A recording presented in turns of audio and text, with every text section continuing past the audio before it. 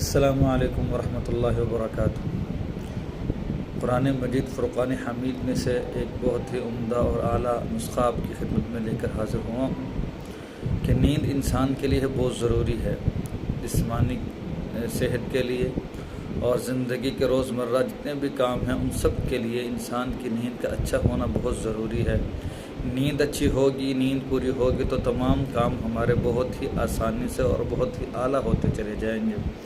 جب ہماری نیند نہ پوری ہوگی ہمارے کام بھی صحیح نہ ہوں گے اور ہماری جسمانی جو طاقتیں ہیں وہ بھی ختم ہوتی چلی جائیں گی۔